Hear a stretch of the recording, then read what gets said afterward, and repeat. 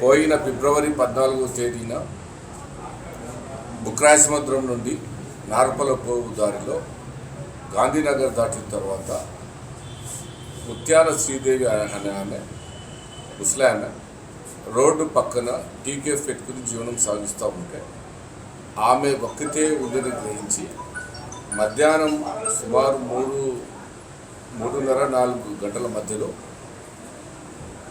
అగంతకుడు ఆమె మీద దాడి చేసి ఆమె మెడలో ఉన్న చైన్ను లాక్కపోవడం జరిగింది.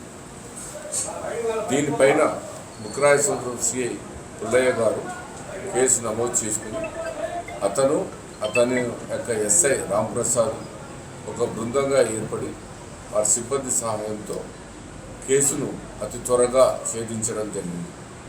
ఇందులో ముఖ్యంగా చెడిపోతుల మహేష్ అలియాస్ సచిన్, తండ్రి నారాయణ, వసంతపురం గ్రామము, ధర్మవరం రూరల్ మండలం అనే అతన్ని పట్టుకోవడం జరిగింది. అతని వద్ద ఆమె మెడలో అపహరించిన చైను, దానితో పాటు అతని నేర ప్రవృత్తిని విచారించినప్పుడు అతను కరడుగట్టిన ఒక దొంగ అని, అతను దాదాపుగా 2023 నుండి స్త్రీలు ఎక్కడైనా ఏకాంతంగా ఉన్నప్పుడు వాళ్ళ చుట్టుపక్కల ఎవరు లేనప్పుడు వాళ్ళపై దాడి చేయడం జరుగుతుందని, వారి బెడ్లో ఉండే చైన్లు లాక్కపోవడం చేస్తున్నాడు.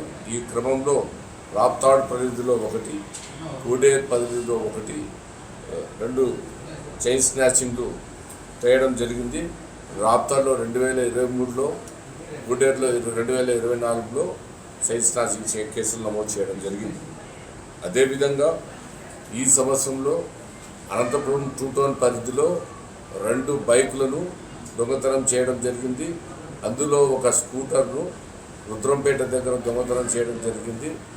ఆ దొంగతనం చేసిన స్కూటర్లోనే అతను పయనించి మన గాంధీనగర్ దాటిన తర్వాత ముత్యాల శ్రీదేవి పైన దాడి చేసి పోయిన బైక్ కూడా ఆ దొంగతనంలో అపహరించిన బైక్.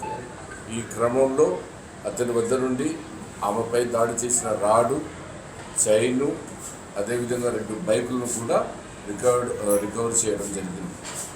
ఈ కేసును అతి త్వరగా ఛేదించినందుకు బుక్రాయ సముద్రం సిఐ పుల్లయ్య గారికి, వారి ఎస్ఐ రాంప్రసాద్ గారికి మరియు వారి సిబ్బందికి అప్రిషియేట్ చేస్తూ వారికి తగిన రివార్డు కూడా ప్రకటించడం జరిగింది.